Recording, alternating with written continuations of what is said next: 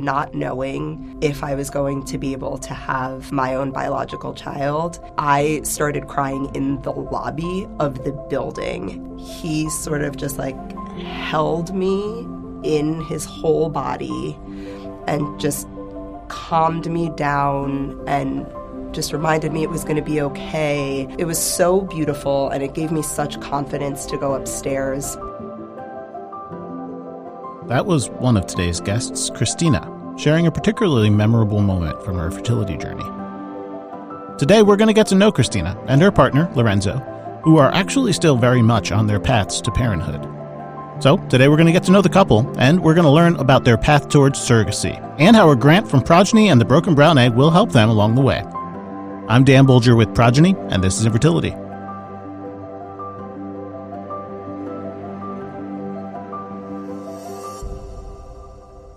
Hello and welcome. As I mentioned at the top, today we're going to get to know Kristina and Lorenzo. So, let's get started.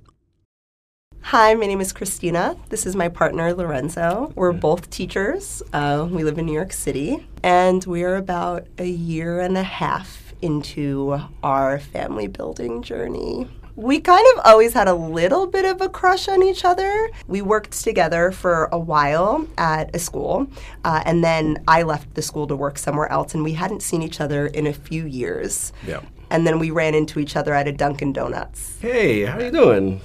We should catch up, you know. And I think we both immediately felt that the spark was still there, and he asked me out on a date.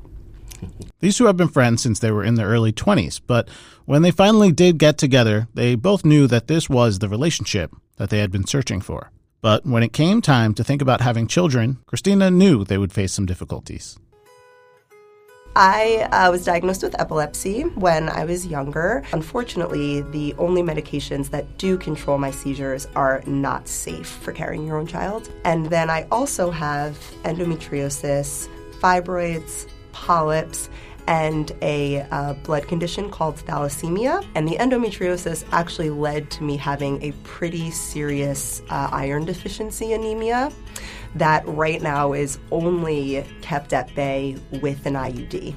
So they sort of all work against each other. So when we went into the process of thinking of building a family, we had to consult my regular OBGYN, my neurologist, my hematologist, my primary care physician, and then a reproductive endocrinologist, whether it was adoption or IVF or possibly surrogacy. I know it was hard for her to kind of come forward and tell me about it because there's a lot of stuff that I wasn't aware of. So it was like a very vulnerable state at that time. For me, it was having to understand that it was going to take a lot of support from my end. Dr. Pisia, who's my neurologist, my epileptologist, did not know if my epilepsy meds affected my eggs.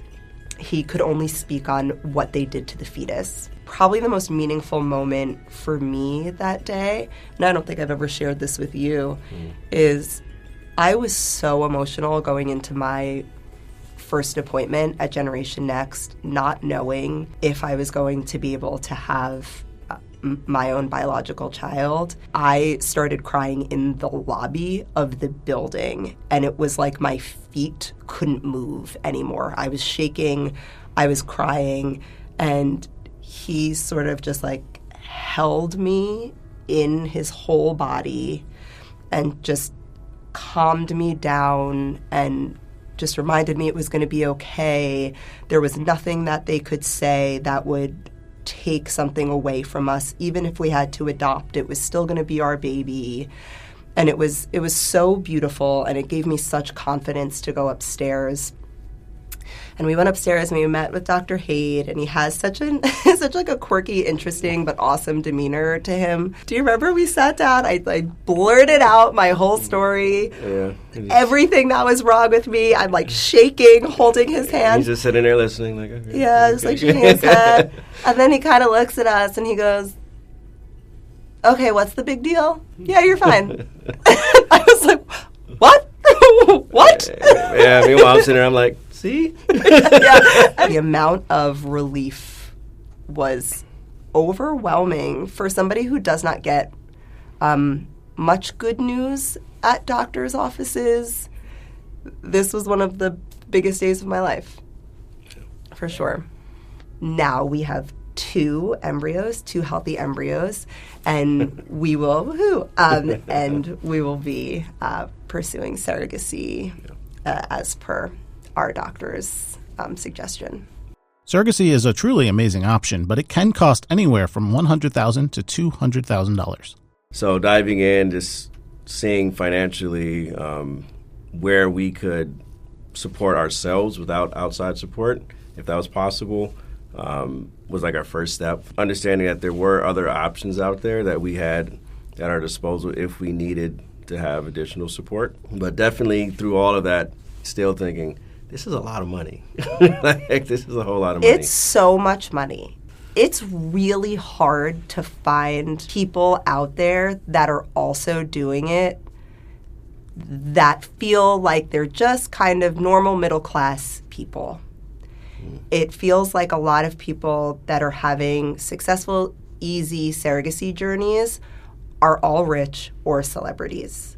And I think that's why I also chose to be kind of vocal about my journey, is because I wanted to show other people that you can do it just as a normal middle-class young couple. We're trying our best. Downsized in our apartment. We sold off all of our extra belongings that we didn't need. We are applying for grants. We have considered all of the loans we could take out. We are not having a wedding right now because the money that we would have put towards our wedding is going towards the baby. The money we were going to put towards a house is going to the baby. Yeah. So having a surrogacy journey, at least for us, equals a lot of sacrifice. This is the kind of money that most people simply don't have available to them. But fortunately, there are organizations out there that can offer some support. And that's where the AHA grant from the Broken Brown Egg comes in. Something specific that I had been searching for online were resources that were geared toward women of color and fertility issues. Yep. And I was having a lot of trouble finding them.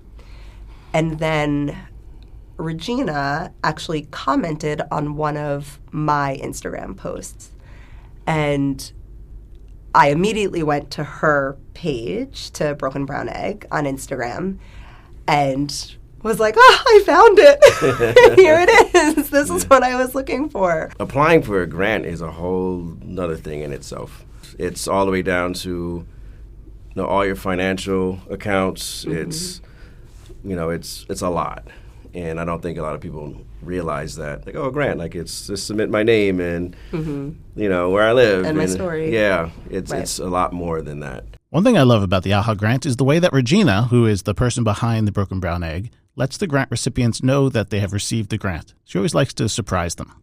She emailed me and she said, Kristina, do you have any time this evening to hop on a quick Zoom? We have some additional questions as we go into final deliberations about the grant. And I was like, of course. I didn't even know I was still in the running. So I hopped on the Zoom that night as soon as I got home from teaching. And she was just like, you got it. And then I cried. If you can't tell, I'm a crier. The AHA grant is a grant that is given to BIPOC families who are struggling with infertility. It could be used for IVF medical expenses, adoption services, now surrogacy services, which is great, and really any sort of like medical expenses that you were not prepared for in your family building journey, because so many pop up that you did not expect, as we have learned in the last year and a half. Yeah, there's a lot of medical expenses that you don't realize until you start breaking down the numbers. And it's going to allow us, hopefully, to be able to pay for a lot of the medical expenses for the surrogate, because we're responsible for those as we're going through that process. So the visits to the fertility clinic, doctor checkups, medications that she's going to need to take in order to prepare for implantation. And the actual transfer of the embryo. which is the most important part. At the time of the recording, the couple was in the process of trying to match with the surrogate. We're in the talks with someone now about possible surrogacy, but it's in the really early stages. I feel like sometimes this is the hardest part to navigate, especially with friends and family. The surrogacy process is so long, and it's a lot of hurry up and wait. Someone who loves children, someone who is thoughtful, someone who's caring, someone who understands the significance of children. That's definitely something that we're looking for. I think I'm going to be one of those people who just knows when I meet the person. I think it's going to be a lot of intangibles. They say you have to be willing to trust this person to, babysit the most important thing that you've ever created for 9 months. So definitely someone that we feel like we can trust. No matter where their journey goes next, one thing is clear. These two will go through it together. I've called her sometimes champ because she is a champion for this. And I think as we've gone through the process, she's felt even more compelled to be a champion for others who've gone through this process. But she is very open about it. She's been very honest about her feelings with it. And she's been patient with me as I go through this process with her, because it takes a lot of, you have to remove your ego from a lot of this stuff as well. If you don't understand something, being honest about and open about that. And I feel like she's just like that naturally. So she's been a great example around that. If you don't understand something, figure it out. Learn about it, dive into it. And so I've really taken your lead on that. But you have just been consistent through all of this. I mean, I don't think I'll ever be able to find the words to thank you enough for the way you've been with me. I don't think there could be a more supportive partner. I'm gonna throw some fun little things out there for the camera, but from playing the Rocky music to get me out of the bedroom when I was crying for my first shot during IVF, to literally sleeping at my bedside when I was in the hospital for 3 days straight. Like, you're everything. Like, there has not been a single time you have not been there. Like, you're such a rock. And I know that I get overwhelmed a lot because I want this baby right now. And but the great part about you is that you calm me down, and I am so confident that we will have this baby one day that it makes me able to stay the course. Kristina and Lorenzo are still very much in the thick of it, but they wanted to make sure that others going through this took advantage of any resources they can, including next year's AHA grant. We are so lucky to be the recipients of the grant. Yes. If you did not get to apply this year, please apply next year, because it is a game changer. If you're doing surrogacy like us, I know that the grand total is so big, and $150,000 is a lot, which is a normal surrogacy journey. But when you break it down into what 10 grand can pay for, it can pay for your lawyer fees, or it can pay for the medical expenses at a clinic, or it can pay to open your escrow account, something like that. So it can make a very big difference. Yes, grants like this can make a huge difference. So if you're in a position where you need some support, you really should seek out organizations like Broken Brown Egg. You can learn more about them and the grants at www.brokenbrownegg.org. I want to give a big thank you to Kristina and Lorenzo for joining us today and for sharing their story. And I want to thank you for listening. If you want to connect with us, you can do so on Instagram at This Is Infertility Podcast. If you want to follow Progyny, you can do that at Progyny Inc. Of course, if you're listening on a podcast app, please leave a rating and review.